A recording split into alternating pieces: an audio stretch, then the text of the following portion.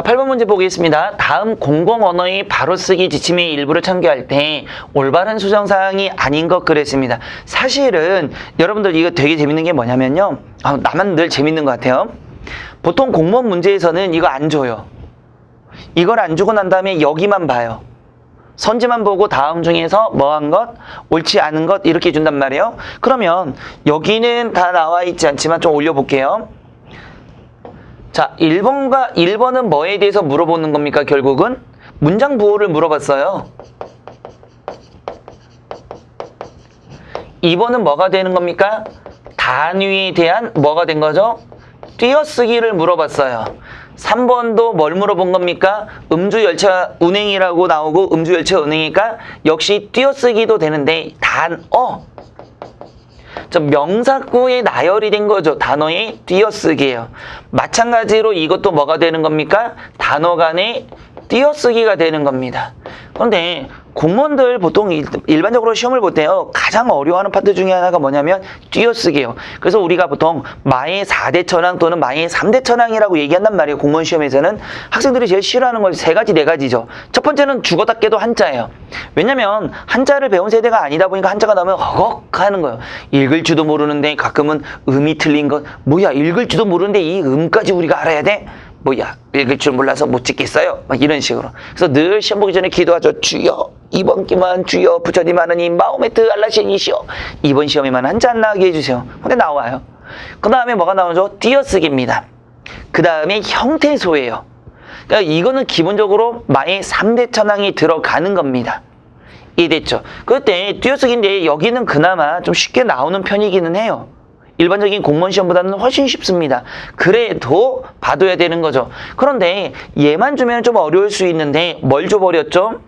여기에 조건을 주면서 굉장히 아름답게 표현해버린 거예요. 그러니까 얘는 공부 안 해도 되는 거, 안 해도 된다라는 것들을 학생들에게 잘못된 인식을 만들어줘 버린 문제입니다. 절대 이런 식의 문제가 나오면 안 돼요. 사실은 문제를 낸 사람은 여러분들에게 뭐 한다? 편의를 주기 위해서 이걸 낸 것 같지만 이거는 실력을 물어보는 문제는 아니에요. 시력을 물어보는 문제가 돼버리는 겁니다. 자, 하나씩 볼게요. 이렇게 봤을 때 아라비아 숫자만으로 연월일 이게 나온 거죠. 표시할 경우에는 온점 마침표는 연월일 다음에 모두 사용해야 된다 그랬죠. 그러면 2013년 6월 27일 뭐가 없어요? 온점이 없는 걸 여기에는 붙였죠. 그럼 1번은 문제가 없습니다. 2번 296억 달러라고 나왔죠. 억 달러가 나왔어요. 그러면 아까도 했지만 단위를 나타내는 되는 거죠. 단위가 어디에 있습니까? 단위를 나타내는 명사는 앞말과 무엇 해야 된다? 띄었어야 돼요. 억 달러니까 뭐가 된다? 단위죠. 단위는 명사예요. 그러니까 띄었어야 되는 거 맞아요. 됐나요? 아이고. 넘어가서요. 3번으로 가겠습니다.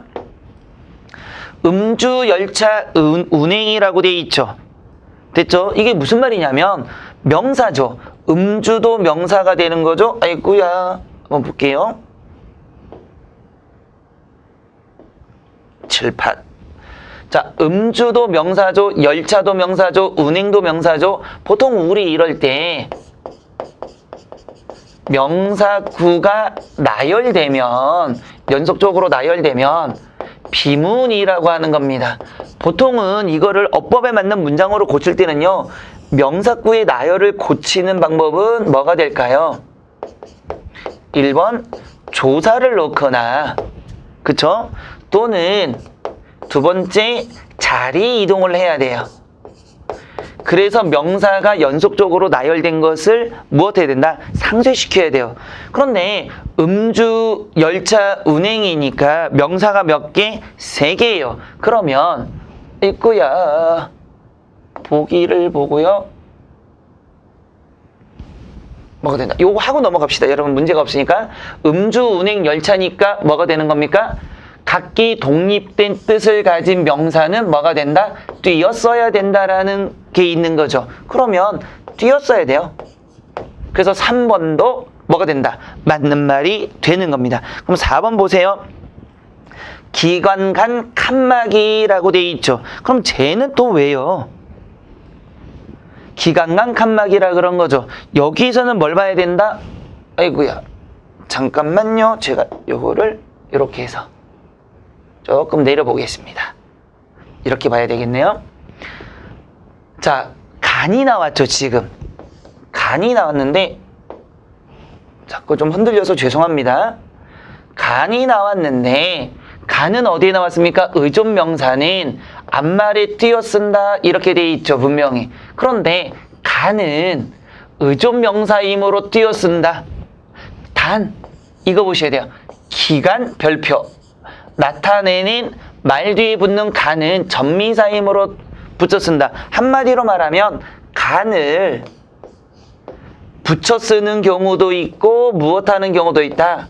띄었어야 되는 경우도 있죠. 앞에서 간은 서울, 부산, 간이라고 얘기할 때는 띄었어야 되는 거예요. 왜? 앞말과 띄어쓰는 겁니다. 이때는 나열하거나 열거 이런 의미를 가지면 의존 명사로서 간은 띄었어야 돼요. 그래서 아까도 얘기했지만 서울